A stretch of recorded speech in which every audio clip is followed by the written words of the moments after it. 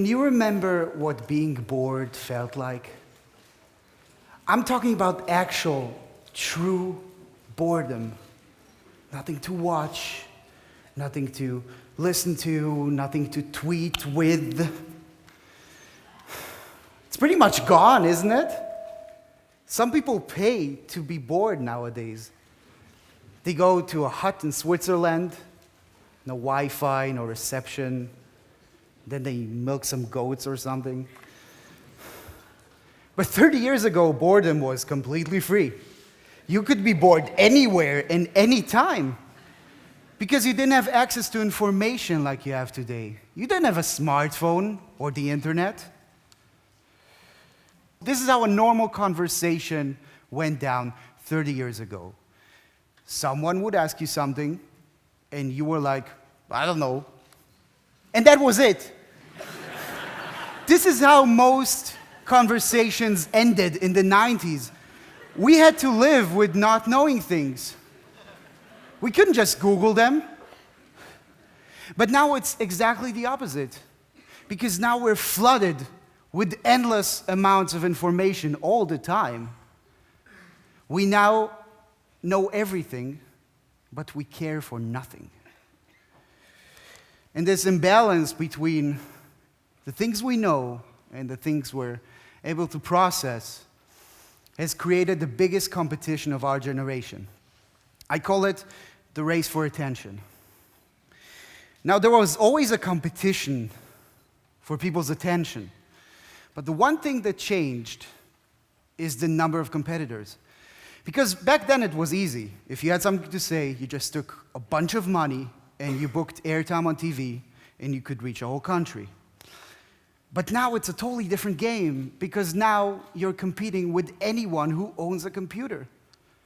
There are kids on YouTube who have a larger audience than most TV channels. So now anybody can enter the race, but only a few can reach the finish line, which in this case stands for going viral. But how do you go viral? In the last 2 years, I've managed to reach about 250 million people using the internet. I didn't make any money off of it, which is a shame, but I did it all from my home in my underwear. And theoretically, you could too. I'm not saying you will, I'm just saying it's not impossible. Now, the first time I managed to catch the internet's attention was with a parody. It was a parody of an online music platform called Boiler Room. Now, in case you're not familiar with Boiler Room, what they do is they organize parties all over the world, and then they stream those parties online. It's kind of like TED, but for DJs. Now, I'm not sure why, but there are millions of people watching this. This is very popular.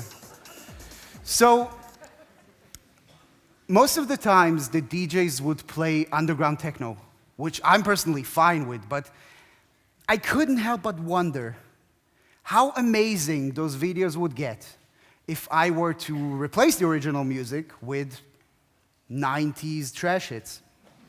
So I did. I called it 90s Boiler Room. Let me show you. Backstreet's back, all right.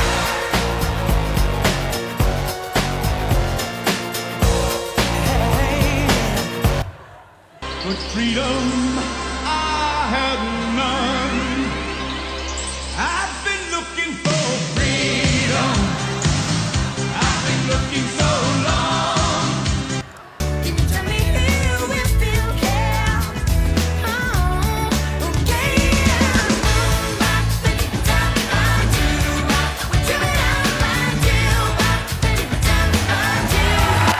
Yeah, yeah.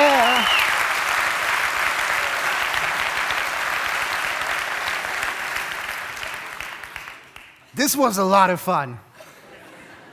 But when I started, I didn't have any followers on Twitter or Facebook that would spread my work. I did get lucky, though, because a journalist from Vienna who was writing for Vice found out about the project, and then they wrote this article here.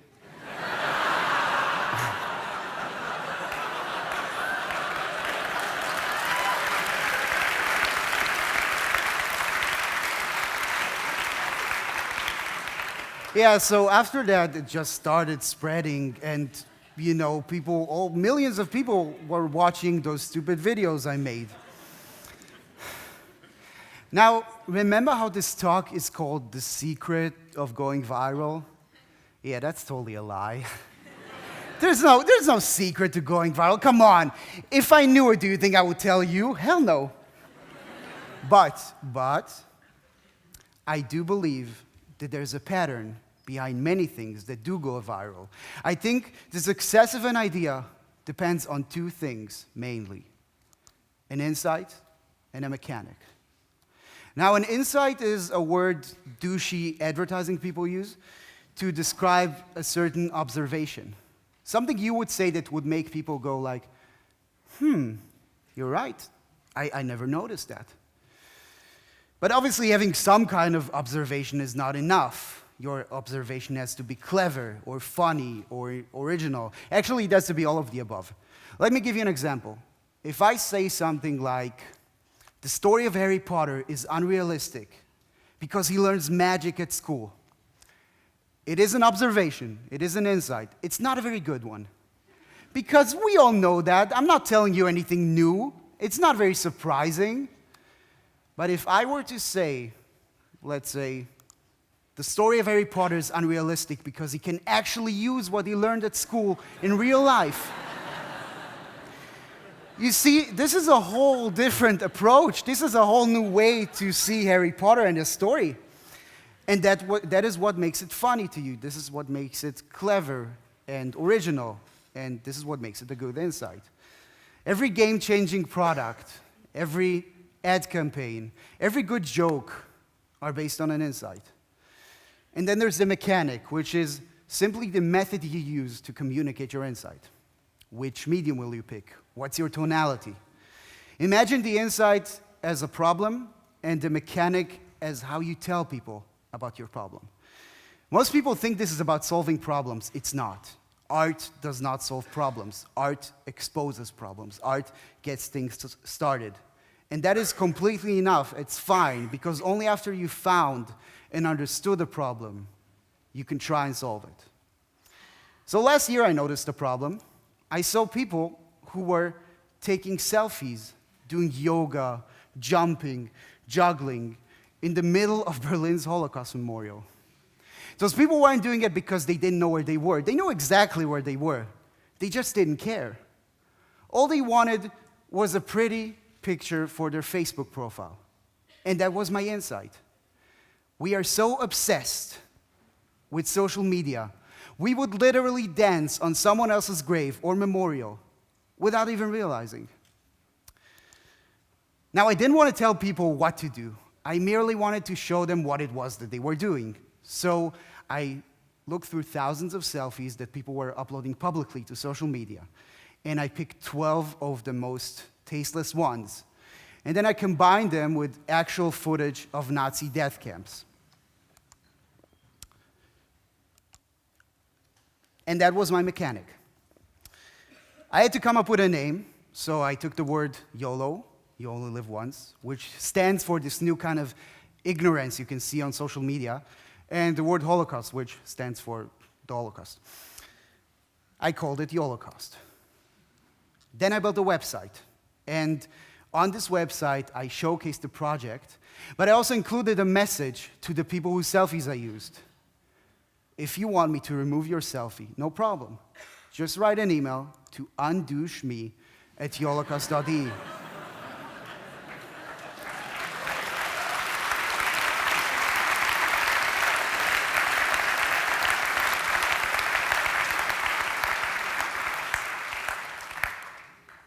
I ended up reaching about 100 million people with this project. And after less than a week, all 12 people whose selfies I used contacted me and asked me to remove them. So after 1 week, I was able to successfully end my project.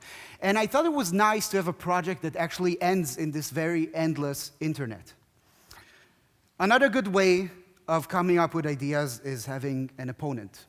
Your opponent can be anything.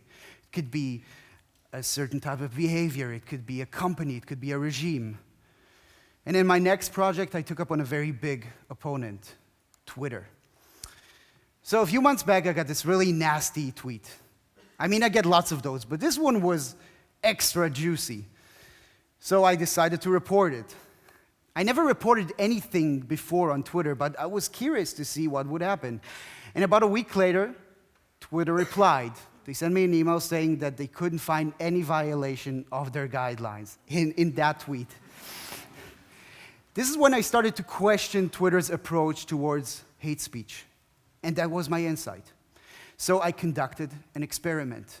I reported over 300 racist, homophobic, anti-Semitic, and Islamophobic tweets. We're not talking about insults. We're talking about things that are mostly illegal in Germany. After 6 months of reporting, I didn't get one single email saying a tweet was deleted. And the vast majority of hate speech just stayed online. So I figured, if Twitter thinks I should see those tweets, maybe they should see them as well. So I showed them. I picked 30 of the 300 tweets, and I turned them into stencils. Then I drove to Hamburg, and I sprayed them right in front of Twitter's German headquarters.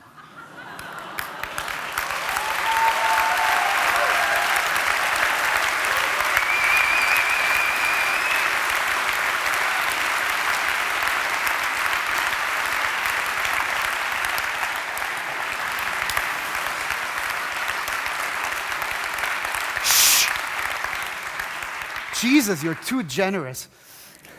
This is me. Now, some of you might ask, why the warning vest? I noticed that if you wear one of these, you can get away with anything. People think you work for the city and they will let you do anything you want. But relax, it's not actual spray. This is chalk spray. So it goes away very easily with water. It was gone after a day. Twitter obviously has not responded to my project, but it did inspire others to take action. 2 weeks later, someone used projections to protest against Twitter's policies at their headquarters in San Francisco. And about a month later, the entrance to Twitter's office in Tokyo was full of hateful tweets. But sometimes it's not even about the amount of time or effort you put in, because even the smallest ideas can have lots of impact. I'll give you an example.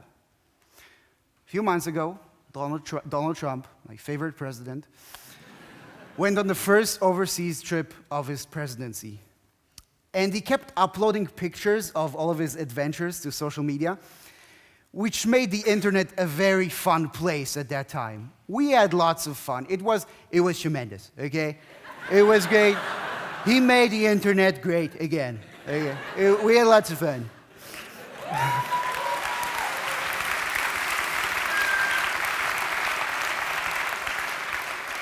So at his stop in Saudi Arabia, he uploaded this picture.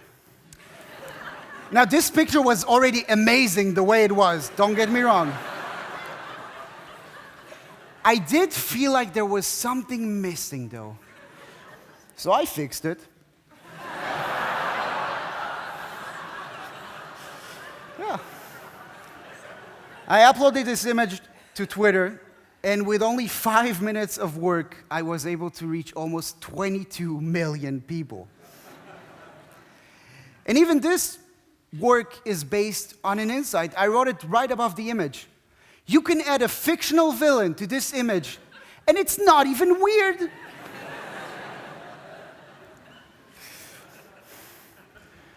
Look, I hope what I'm saying is helping you realize the amazing potential of the times we live in. Going viral is more than just a marketing trick or a manual for cat content.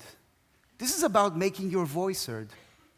If you have something to say, now's your chance. There has never been a better time. And it doesn't matter if you're going up against a multi-billion-dollar company or you just want to make people laugh. Because you no longer have to stand and watch from the sidelines. You can now, if you have the right idea, you can use the internet to reach the whole world from your home in your underwear. Theoretically. Thank you.